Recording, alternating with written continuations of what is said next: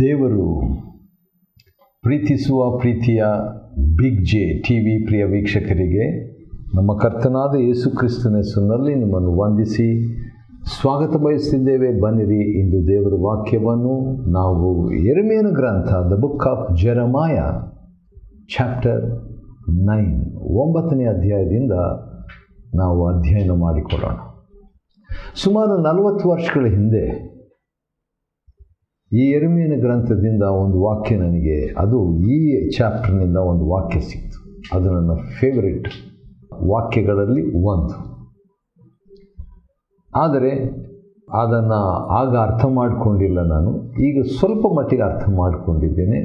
ಅದೇನಂತ ನಾವು ನೋಡಿಕೊಳ್ಳೋಣ. ನೋಡೋದಕ್ಕೆ ಮುಂಚಿತವಾಗಿ ಒಂದು ಮಾತು ನಾನು ಹೇಳಬೇಕು. ಅದೇನಂತ ಹೇಳಿದರೆ, ದೇವರು ಭಾಳ ಸ್ಟ್ರಿಕ್ಟಾಗಿ, ಖಡಾಖಂಡಿತವಾಗಿ ಜಡ್ಜ್ಮೆಂಟ್, ನ್ಯಾಯ ತೀರ್ಪು, ದಂಡನೆ, ಶಿಕ್ಷೆ ಎಂಬುದಾಗಿ ಹೇಳಿಬಿಟ್ಟು, ಅಯ್ಯೋ ನನಗೆ ದುಃಖಕ್ಕೆ ನನ್ನ ಹೃದಯವು ನನ್ನೊಳಗೆ ಕುಂದಿದೆ ಎಂಬುದಾಗಿ ದೇವರು ಒಂದು ಕಡೆ ತನ್ನ ಮಕ್ಕಳಿಗೆ, ತನ್ನ ಪ್ರಜೆಗಳಿಗೆ ನ್ಯಾಯ ತೀರ್ಪನ್ನು ಮಾಡಿಬಿಟ್ಟು ಅನಂತರ ಮನನೊಂದ ದೇವರಾಗಿದ್ದಾರೆ. ಭಾಳ ಆಶ್ಚರ್ಯ ನನಗಿದು, ಭಾಳ ಆಶ್ಚರ್ಯ. ಯಾಕಂದರೆ ಯಾರೋ ಒಬ್ಬರು ಹೇಳಿದರು ಈ ರೀತಿಯಾಗಿ, ಅದೇನಂತ ಹೇಳಿದರೆ, god is not A sadist ಅಂತ ಹೇಳಿದರೆ ದುಃಖ ಮಾಡಿಬಿಟ್ಟು ಅದರಲ್ಲಿ ಖುಷಿ ಪಡೋದು, ಒಬ್ಬರು ನೋಯಿಸ್ಬಿಟ್ಟು ಸಂತೋಷ ಪಡೋದು. ಆ ರೀತಿ ಅಲ್ಲ ನಮ್ಮ ದೇವರು. ಒಂದು ವೇಳೆ ದುಃಖಪಡಿಸಿದರು, ಆತನು ದುಃಖ ಪಡುವಾತನಾಗಿದ್ದಾನೆ. ಅದರಲ್ಲಿ ಕೂಡ ನಮ್ಮ ಕರ್ತನಾದ ಯೇಸು ಕ್ರಿಸ್ತನ ವಿಷಯವಾಗಿ ಹೊಸ ಒಡಂಬಡಿಕೆಯಲ್ಲಿ, ನಾವು ಹೊಸ ಒಡಂಬಡಿಕೆಗೆ ಬಂದಾಗ ನಾವು ನೋಡಿಕೊಳ್ಳಲಿಕ್ಕಿದ್ದೇವೆ. ನನಗಿನ್ನೂ ಬಹಳ ಎಕ್ಸೈಟೆಡ್ ಆಗಿ, ಕುತೂಹಲವಾಗಿದ್ದೀನಿ. ಯಾಕಂತ ಹೇಳಿದ್ರೆ, ಹಳೆ ಒಡಂಬಡಿಕೆ ಮುಗಿದ ಮೇಲೆ ನಾವು ಹೊಸ ಒಡಂಬಡಿಕೆಗೆ ಬಂದಾಗ ಯೇಸು ಕ್ರಿಸ್ತನ ವಿಷಯವಾಗಿ ಬಹಳಷ್ಟು ನಾವು ಕಲೀಲಿಕ್ಕೆ ಇದೆ. ಸರಿ, ಇಲ್ಲಿ 9ನೇ ಅಧ್ಯಾಯದಲ್ಲಿ ದೇವರು ನನ್ನ ಪ್ರಜೆಯೆಂಬಾಕೆಯ ಭಂಗದಿಂದ ನನಗೆ ಭಂಗವಾಯಿತು ಅಂತ ಹೇಳಿ ದೇವರು 9ನೇ ಅಧ್ಯಾಯ 1ನೇ ವಚನದಲ್ಲಿ ಈ ರೀತಿಯಾಗಿ ಪ್ರಾರಂಭ ಮಾಡ್ತಾರೆ. ಅಯ್ಯೋ ನನ್ನ ಶಿರಸ್ಸು. ನನಗೆ ಕೆಲವು ಸಾರಿ ಇದು ಯಾರು ಹೇಳೋದು, ದೇವರ ಅಥವಾ ಯೆರೆಮೀಯನ ಹೇಳ್ತಿದ್ದಾನ ಅಂತ ಅನ್ನಿಸ್ಬಿಡ್ತದೆ. ಆಮೇಲೆ ಸ್ವಲ್ಪ ಮುಂದೆ ಓದಿದರೆ ಕ್ಲಿಯರ್ ಆಗ್ತದೆ. ನನ್ನ ಶಿರಸ್ಸು ಜಲಮಯವಾಗಿಯೂ ನನ್ನ ನೇತ್ರಗಳು ಕಣ್ಣೀರಿನ ಬುಗ್ಗೆಯಾಗಿಯೂ ಇದ್ದರೆ ಎಷ್ಟೋ ಲೇಸು. ಬಾಳ ದುಃಖ.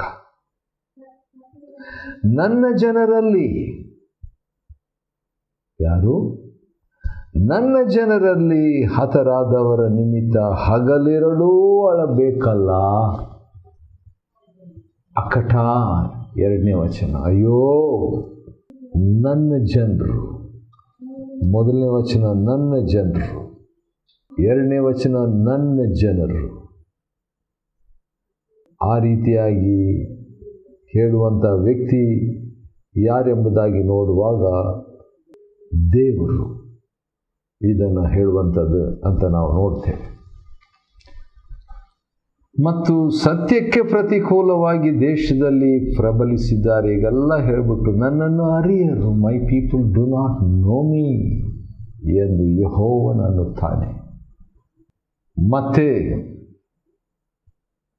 ಚಾಡಿ ವಂಚಿಸುವಂಥವರ ಬಗ್ಗೆ ಎಚ್ಚರಿಕೆಯನ್ನು ಮಾತು 4ನೇ ವಚನ, ವಂಚನೆ ಬಗ್ಗೆ 4ನೇ ವಚನ, ಮೋಸದ ಬಗ್ಗೆ 5ನೇ ವಚನ, ನಾಲಿಗೆ ಸುಳ್ಳನ್ನು ಕಲಿಸುವುದರ ಬಗ್ಗೆ 5ನೇ ವಚನ, ಇವೆಲ್ಲ ಹೇಳಿಬಿಟ್ಟು 6ನೇ ವಚನದಲ್ಲಿ ಈ ರೀತಿಯಾಗಿದೆ, ನಿಮ್ಮ ನಿವಾಸವು ಮೋಸದೊಳಗೇ ಇದೆ. ಅಯ್ಯೋ ಮೋಸಗಾರರಾಗಿರುವುದರಿಂದ ನನ್ನನ್ನು ಅರಿಯಲೊಲ್ಲರು ಎಂದು ಯೆಹೋವನು ಅನ್ನುತ್ತಾನೆ. ನಮ್ಮಲ್ಲಿ ಮೋಸದ ಆತ್ಮ ಇದ್ದರೆ ದೇವರನ್ನು ತಿಳ್ಕೊಳ್ಳಿಕ್ಕಾಗಲ್ಲ. ನನ್ನಲ್ಲಿ ವಂಚನೆಯ ಆತ್ಮ ಇದ್ದರೆ ನಾನು ದೇವರನ್ನು ತಿಳ್ಕೊಳ್ಳೋದಕ್ಕಾಗಲ್ಲ. If I have a spirit of delusion, I will not know God. ಹೀಗಿರಲು 7ನೇ ವಚನ, ಸೇನಾಧೀಶ್ವರನಾದ ಯೆಹೋವನೆಂತೆನ್ನುತ್ತಾನೆ, ಆಹಾ, ನಾನು ನನ್ನ ಜನರ ಮತ್ತೆ ನನ್ನ ಜನರ. ನೋಡ್ರಿ, ಎಷ್ಟು ಸಾರಿ ನನ್ನ ಜನರು, ಅವ್ರು ಎಷ್ಟೇ ತಪ್ಪು ಮಾಡಿದರು, ಎಷ್ಟೇ ದೇವ್ರಿಗೆ ವಿರುದ್ಧವಾಗಿದ್ದರು, ಎಷ್ಟೇ ಅವರು ಸೃಷ್ಟಿಕರ್ತನನ್ನು ಬಿಟ್ಟು ಸೃಷ್ಟಿಯನ್ನು ಪೂಜಿಸಿದ್ದಾಗಿಯೂ, ಎಷ್ಟೇ ದೇವರಿಗೆ ವಿರುದ್ಧವಾಗಿ ತಿರುಗಿ ಬಿದ್ದರೂ ಕೂಡ ದೇವರು ನನ್ನ ಜನರು, ನನ್ನ ಜನರು. ನಾನು ನನ್ನ ಜನರ ದ್ರೋಹಕ್ಕಾಗಿ ಏನು ಮಾಡಲಿ? ಆ ರೀತಿಯಾಗಿ ಹೇಳಿಬಿಟ್ಟು 7ನೇ ವಚನದಲ್ಲಿ ದೇವರು ಒಂದು ಪರಿಹಾರ ಹೇಳ್ತಾನೆ. ಅದೇನಂದರೆ, ಏನು ಮಾಡಲಿ? ಅದನ್ನೇ ಆತನೇ ಕ್ವಶನ್ ಕೇಳ್ತಾನೆ, ಪ್ರಶ್ನೆ ದೇವರು. ಈಗ ಆನ್ಸರ್ ಕೂಡ ಆತನೇ ಮಾಡುವ ಆತನಾಗಿದ್ದಾನೆ. ನಾನು ನನ್ನ ಜನರ ದ್ರೋಹಕ್ಕಾಗಿ ಏನು ಮಾಡಲಿ? ಅವರನ್ನು ಪುಟಕ್ಕೆ ಹಾಕಿ ಶೋಧಿಸುವೆನು. I will test them. ಅವರನ್ನು ಪರೀಕ್ಷಿಸ್ತೇನೆ, ಶೋಧಿಸ್ತೇನೆ.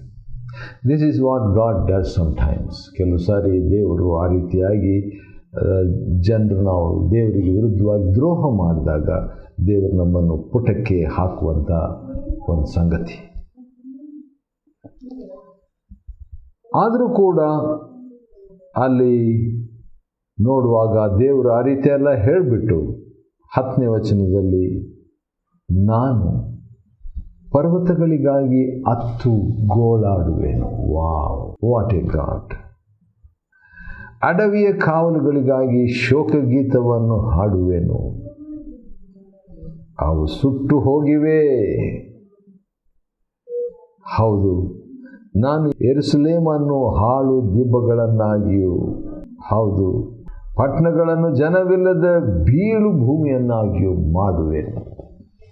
ದೇವರು ತನ್ನ ಜಡ್ಜ್ಮೆಂಟ್ ತಾನು ಮಾಡೇ ಮಾಡ್ತಾನೆ. ಆದರೂ ಅದೇ ಸಂದರ್ಭದಲ್ಲಿ ಇಷ್ಟವಿಲ್ಲದೆ ದುಃಖದಿಂದ ಮಾಡುವ ಆತನಾಗಿದ್ದಾನೆ ಎಂಬುದನ್ನು ನಾವು ತಿಳ್ಕೊಳ್ಬೇಕ್ರಿ. 13ನೇ ವಚನ, ಇಸ್ರಾಯೇಲಿನ ದೇವರು ಸೇನಾಧೀಶ್ವರನು ಆದ ಯೆಹೋವನಿಗನ್ನುತ್ತಾನೆ. ಏನಂತದು? ನಾನು ಇವರ ಕಣ್ಣೆದುರಿಗೆ ಇಟ್ಟಿರುವ ಧರ್ಮೋಪದೇಶವನ್ನು ಇವರು ಲಕ್ಷ್ಯಕ್ಕೆ ತಾರದೆ. ನೋಡ್ರಿ, ಯಾಕೆ ಇವೆಲ್ಲ ಸಮಸ್ಯೆ ಪ್ರಾರಂಭವಾಯಿತು? ದೇವ ಜನರು ಯಾಕೆ ದೇವರನ್ನು ಬಿಟ್ಟು ದೂರ ಹೋದರು? ದೇವ ಜನರು ಯಾಕೆ ಸೃಷ್ಟಿಕರ್ತನನ್ನು ಬಿಟ್ಟು ಸೃಷ್ಟಿಯನ್ನು ಅನುಸರಿಸಿದ್ರು? ಅದಕ್ಕೆ ಒಂದು ಕಾರಣ ಏನಂತ ಹೇಳಿದರೆ, ಭಾಳ ಇಂಪಾರ್ಟೆಂಟ್ ಇದು. 9ನೇ ಅಧ್ಯಾಯ ಯೆರೆಮೀಯನ ಗ್ರಂಥ 13ನೇ ವಚನ. ಅದೇನಂತ ಹೇಳಿದ್ರೆ, ನಾನು ಇವರ ಕಣ್ಣೆದುರಿಗೆ ಇಟ್ಟಿರುವ ಧರ್ಮೋಪದೇಶವನ್ನು ಇವರು ಲಕ್ಷ್ಯಕ್ಕೆ ತರಲಿಲ್ಲ. ದೇವರು ಬೈಬಲ್ನ ಎಲ್ಲಿಟ್ಟಿದ್ದಾರಂತೆ? ಈ ವಾಕ್ಯ ಭಾಳ ಚೆನ್ನಾಗಿ ಆನ್ಸರ್ ಮಾಡ್ತಾ ಇದೆ.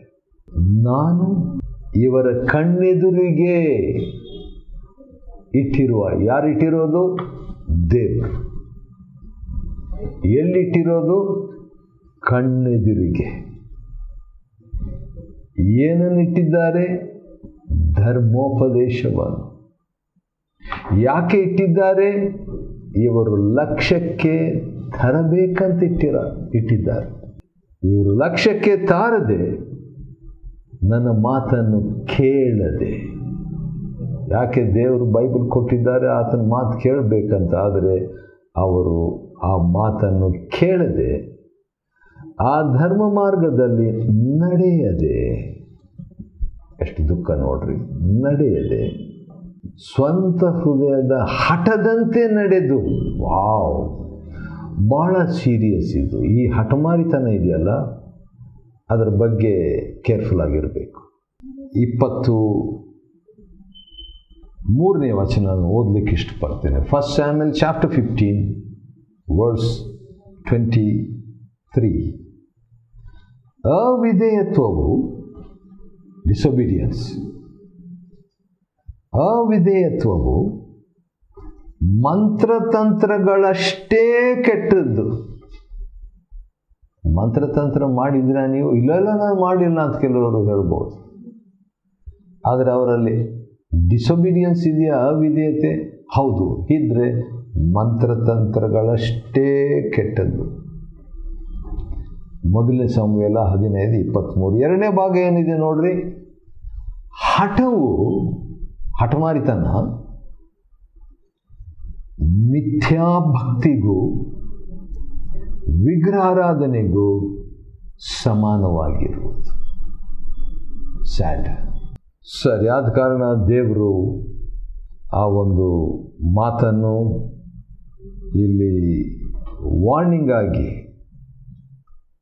ಯೆರೆಮೀಯ 9ನೇ ಅಧ್ಯಾಯದ 14ನೇ ವಚನದಲ್ಲಿ ದೇವರ ಮಾರ್ಗದಲ್ಲಿ ನಡೆಯದೆ ಸ್ವಂತ ಹೃದಯದ ಹಠದಂತೆ, ಅದೇ ಪದ ಇಲ್ಲಿ ಕೂಡಿದೆ, ಹಠದಂತೆ ನಡೆದು ತಮ್ಮ ಪಿತೃಗಳು ಕಲಿಸಿಕೊಟ್ಟ ಹಾಗೆ ಅವರು ಜೀವಿಸಿದರು. ದೇವರು ಹೇಳಿಕೊಟ್ಟ ಹಾಗೆ ಅಲ್ಲ. ಆದ ಕಾರಣ ದೇವರು ಹೇಳ್ತಾರೆ, ಆಹಾ, ನಾನು ಈ ಜನರಿಗೆ ಕಹಿಯಾದ ಆಹಾರ ಪಾನಗಳನ್ನು ಕೊಡುವೆನು ಎಂಬುದಾಗಿ ಹೇಳಿಬಿಟ್ಟು ನಾನು ದಂಡನೆ ಅವರಿಗೆ ಕೊಡಲೇಬೇಕಾಗ್ತದೆ. ಆ ರೀತಿಯಾಗಿ ದೇವರು ಹೇಳಿಬಿಟ್ಟು ಆ ನಂತರ ದೇವರು ಹೇಳ್ತಾರೆ, ಅಳಿರಿ, ವೀಪ್, ರೋದನ ಗಾಯಕಿಯರನ್ನು ಕರೆಸಿರಿ. ಆಮೇಲೆ ಲೇಡೀಸ್ಗೂ ಕೂಡ ದೇವರು ಏನೋ ಹೇಳ್ತಾರೆ, ಸ್ತ್ರೀಯರೇ, 20ನೇ ವಚನ, ಯೆಹೋವನ ನುಡಿಯನ್ನು ಕೇಳಿ ಆತನ ಬಾಯಿಂದ ಹೊರಟ ಮಾತಿಗೆ ಕಿವಿದೆರೆಯಿರಿ. ಸ್ಪೆಷಲ್ ಆಗಿ ಲೇಡೀಸ್ಗೆ ದೇವರು ಏನು ಹೇಳ್ತಿದ್ದಾರೆ ಅಂದರೆ, ಆ ಕಾಲದಲ್ಲಿದ್ದಂಥ ಆ ಮಹಿಳೆಯರಿಗೆ, ನಿಮ್ಮ ಹೆಣ್ಣು ಮಕ್ಕಳಿಗೂ ಗೋಳಾಟವನ್ನು ಕಲಿಸಿರಿ. ಯಾಕಂದರೆ it's time to cry and ಶೋಕಗೀತ ಅಭ್ಯಾಸ ಮಾಡಿಕೊಡ್ರಿ ಅಂತ. ಸರ್, ಈಗ ಅತ್ಯಂತ ಭಾಳ ಫೇವ್ರೆಟ್ ವಾಕ್ಯಗಳಲ್ಲಿ ನನಗೆ ಫೇವ್ರೇಟ್ ಆಗಿರುವಂಥ ವಾಕ್ಯಗಳಲ್ಲಿ ಒಂದು ವಾಕ್ಯಕ್ಕೆ ನಾವು ಬಂದಿದ್ದೇವೆ. ಈಗ 9ನೇ ಅಧ್ಯಾಯದಲ್ಲಿ 23-24ನೇ ವಚನ. ಕೆಲವು ವರ್ಷಗಳ ಹಿಂದೆ ಹಿಂದಿ ಚಲನಚಿತ್ರ ಹಾಸ್ಯ ನಟ ಜಾನಿ ಲೀವರ್, ಭಾಳ ಜನ ಅವ್ರ ವಿಷಯವಾಗಿ ಕೇಳಿರ್ಬೋದು. ಅವರು ನಮ್ಮ ಮನೆಗೆ ಬಂದಿದ್ದರು. ಅವ್ರ ಮನೆಗೆ ಬಂದಿದ್ದಾಗ ನಾನು ಹೇಳಿದೆ, ಜಾನಿ ಭಯ್ಯ, ಅವರಿಗೆ ಹೆಚ್ಚಾಗಿ ತೆಲುಗು ಮಾತಾಡ್ತಿದ್ರು. ಅವರು ಹಿಂದಿ ಸಿನಿಮಾ ಆ್ಯಕ್ಟರ್ ಆಗಿದ್ದರೂ ಕೂಡ ತೆಲುಗುನಲ್ಲಿ ನಾನು ಅವರು ಮಾತಾಡ್ಕೊಳ್ತಿದ್ವಿ. ಯಾಕಂದರೆ ಅವರ ಮಾತೃಭಾಷೆ ತೆಲುಗು ಆಗಿರೋದ್ರಿಂದ ಚೆನ್ನಾಗಿ ತೆಲುಗು ಬರ್ತದೆ ಅವರಿಗೆ. ಮಾತಾಡಿಕೊಂಡು ನನಗೊಂದು ವಾಕ್ಯ ಬರ್ಕೊಡ್ರಿ ನನ್ನ ಬೈಬಲ್ನಲ್ಲಿ ಅಂತ ಹೇಳ್ಬಿಟ್ಟು ಅವರಿಗೆ ಕೊಟ್ಟಾಗ ಅವರು ಬರೆದಂಥ ಬೈಬಲ್ ವಾಕ್ಯ ಯಾವುದಂದರೆ ಯೆರೆಮೀಯ 9:23-24 ಅಂತ ಬರೆದರು. ಏನಿದೆ ನೋಡೋಣ ಬನ್ನಿರಿ. ಯೆಹೋವನು ಹೀಗನ್ನುತ್ತಾನೆ, ಜ್ಞಾನಿಯು ತನ್ನ ಜ್ಞಾನಕ್ಕೆ, ಎರಡನೇದು ಪರಾಕ್ರಮಿಯು ತನ್ನ ಪರಾಕ್ರಮಕ್ಕೆ, ಮೂರನೇದು ಐಶ್ವರ್ಯವಂತನು ತನ್ನ ಐಶ್ವರ್ಯಕ್ಕೆ ಹೆಚ್ಚಳ ಪಡೆದಿರಲಿ. ಈ ಲೋಕದಲ್ಲಿ 3 ಮಹಾ ಸಂಗತಿಗಳು, ಜನರ ಪ್ರಕಾರ, ದೇವರ ಪ್ರಕಾರ ಅಲ್ಲ, ಜನರ ಪ್ರಕಾರ. ಮೊದಲನೇದು ಜ್ಞಾನ, ವಿಸ್ಡಮ್. ಎರಡನೇದು ಪರಾಕ್ರಮ, ಸ್ಟ್ರೆಂತ್. ಮೂರನೇದು ಐಶ್ವರ್ಯ, ರಿಚಸ್. 3 ಭಾಳ ಇಂಪಾರ್ಟೆಂಟ್. ವಿಸ್ಡಮ್ ಜ್ಞಾನ, ಬಲ ಸ್ಟ್ರೆಂತ್, ರಿಚಸ್ ಹಣ. ದೇವರು ಹೇಳ್ತಾರೆ ಇದ್ರ ಬಗ್ಗೆ ನೀವು ಫೋಕಸ್ ಮಾಡಬೇಡ್ರಿ ಅಂತ. ಆದರೆ 99.99% ನಾವೇನು ಮಾಡ್ತೀವಿ, 3ಕ್ಕಾಗಿಯೇ ಫೋಕಸ್ ಮಾಡ್ತೀವಿ. ಒಂದು ದೇವ್ರ ಮಾತಾದರೂ ಕೇಳಬೇಕು, ಒಂದು ದೇವ್ರ ಮಾತಾದರೂ ಮೀರಬೇಕು. ಇದರ ವಿಷಯದಲ್ಲಿ ಹೆಚ್ಚಳ ಪಡೆದಿರಲಿ. ಸರಿ, ನನಗೆ ಹೆಚ್ಚಳ ಪಡಬೇಕು, ನಾನು ಹೆಮ್ಮೆ ಪಡಬೇಕು. I want to glory, I want to boast. ಇದರ ಬಗ್ಗೆ ಈ 3 ವಿಷಯದಲ್ಲಿ ಬೋಸ್ಟ್ ಮಾಡಬೇಡ್ರಿ, ನೀವು ಕೊಚ್ಕೋಬೇಡ್ರಿ. ಜ್ಞಾನ, ಬಲ, ಹಣದ ಬಗ್ಗೆ ನೀವು ಎಷ್ಟು ಎಷ್ಟು ಶ್ರೀಮಂತರು ಅವರು, ಎಷ್ಟು ಶ್ರೀಮಂತರು, ಎಷ್ಟು ಹಣ ಇದೆ, ಎಷ್ಟು 2 ಕಾರ್ ಇದೆ, ಎಷ್ಟು ಬ್ಯಾಂಕ್ ಅಕೌಂಟು ಅಂತೆಲ್ಲ ಮಾತಾಡ್ಕೊಳ್ತಾರಲ್ವ. ಆ ರೀತಿಯಾಗಿ ಹೆಚ್ಚಳ ಪಡಬೇಡ್ರಿ ಅಂತ ದೇವರು ಹೇಳ್ತಾರೆ. ಸರಿ, ಒಂದು ವೇಳೆ ನಾನು ಹೆಮ್ಮೆ ಪಡಬೇಕಾದ್ರೆ ಹೆಮ್ಮೆ ಪಡ್ಬೋದಾ? ಪಡ್ಬೋದು. ಯಾವುದರಲ್ಲಿ ಹೆಮ್ಮೆ ಪಡಬಾರ್ದು, ಯಾವುದರಲ್ಲಿ ಹೆಮ್ಮೆ ಪಡಬಹುದು ದೇವರೇ ಹೇಳ್ಕೊಟ್ಟಿದ್ದಾರೆ. ನೋಡೋಣ ಯಾವುದರಲ್ಲಿ. ಹೆಚ್ಚಳ ಪಡುವವನು ಅಥವಾ ಹೆಚ್ಚಳ ಪಡುವವಳು ತಾನು ನನ್ನನ್ನು ತಿಳಿದು, ನೋಯಿಂಗ್ ಗಾಡ್, ದೇವರನ್ನ ತಿಳ್ಕೊಂಡಿದ್ದೇನೆ ಅಂತ ಹೆಚ್ಚಳ ಪಡಬೇಕಂತೆ. ದೇವ್ರ ವಾಕ್ಯ ನಾನು ತಿಳ್ಕೊಂಡಿದ್ದೇನೆ, ದೇವ್ರ ವಾಕ್ಯ ಗೊತ್ತು, ದೇವ್ರ ವಾಕ್ಯ ಪ್ರಕಟಣೆ ಇದೆ, ದೇವ್ರ ಮನಸ್ಸು ನಾನು ತಿಳ್ಕೊಂಡಿದ್ದೇನೆ, ಅದರಲ್ಲಿ ಖುಷಿ ಪಡಬೇಕಂತೆ. 1.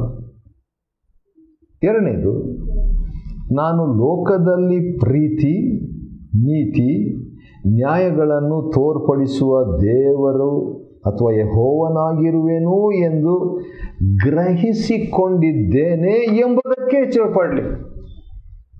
ಅಂದರೆ ಇನ್ನು ಸಿಂಪಲ್ ಆಗಿ ಹೇಳಬೇಕಂತ ಹೇಳಿದ್ರೆ, ಒಂದು ವೇಳೆ ಯಾರಾದರೂ ಭಾಳ ಹೆಮ್ಮೆ ಪಡಬೇಕಂತ ಟೆಂಪ್ಟೇಷನ್, ಶೋಧನೆ ಬಂದ್ಬಿಟ್ಟಿದೆ, ನಾನು ಭಾಳ ಕೊಚ್ಕೋಬೇಕೀಗ, ನಾನು ಹೆಮ್ಮೆ ಪಡಬೇಕು, ಈಗ ನಾನು ಬೋಸ್ಟ್ ಮಾಡಬೇಕಂತ ಹೇಳಿದ್ರೆ ಒಂದು ವಿಷಯದಲ್ಲಿ ಬೋಸ್ಟ್ ಮಾಡ್ರಿ ಅಂತ ದೇವರು ಹೇಳ್ತಾರೆ. ಅದೇನೆಂದರೆ ದೇವರಲ್ಲಿ, ದೇವರ ವಾಕ್ಯದಲ್ಲಿ ದೇವರನ್ನು ತಿಳ್ಕೊಂಡಿದ್ದೇನೆ, ದೇವ್ರು ಗೊತ್ತು, ನನಗೆ ದೇವ್ರು ಗೊತ್ತು ಅಂತ ಖುಷಿ ಪಡಬೇಕಂತೆ.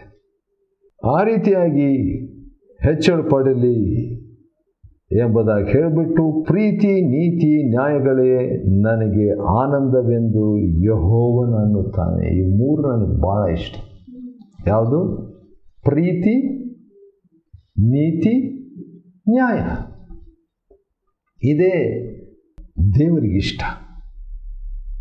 ಆದ ಕಾರಣ ದೇವರನ್ನು ನಾವು ಲವ್ ಯು ಫಾರ್ ಎವರ್ ಅಂತ ಹೇಳ್ಬಿಟ್ಟು, ದೇವರೇ ನಿನ್ನನ್ನು ನಿತ್ಯವಾಗಿ ಪ್ರೀತಿಸ್ತೇನೆ, ನಿನ್ನನ್ನು ನೀತಿವಂತನಾಗಿರುವಂಥದ್ದು, ನೀತಿಯುಳ್ಳವರಾಗಿ ನ್ಯಾಯವಾಗಿರುವಂಥದ್ದು ಅಂಥ ದೇವರು ನಾನು ಪ್ರೀತಿಸ್ತೇನೆ ಅಂತ ಹೆಚ್ಚಳ ಪಡಬೇಕು. ಅದನ್ನು ಬಿಟ್ಟು ಜ್ಞಾನ, ಜ್ಞಾನ, ಅಯ್ಯೋ ಎಷ್ಟೊಂದು ಬಲ ಇದೆ, ಎಷ್ಟೊಂದು ಹಣ ಇದೆ ಅಂತ ನಾವು ಹೆಚ್ಚಳ ಪಡಬಾರ್ದು. ಯೆರೆಮೀಯನ ಗ್ರಂಥ 9ನೇ ಅಧ್ಯಾಯವನ್ನು ಅಧ್ಯಯನ ಮಾಡಿಕೊಳ್ಳುವಂತೆ ದೇವರು ಕೊಟ್ಟ ಕೃಪೆಗಾಗಿ ಆತನಿಗೆ ಸ್ತೋತ್ರವಾಗಲಿ. ದೇವರು ನಿಮ್ಮನ್ನು ಆಶೀರ್ವದಿಸಲಿ.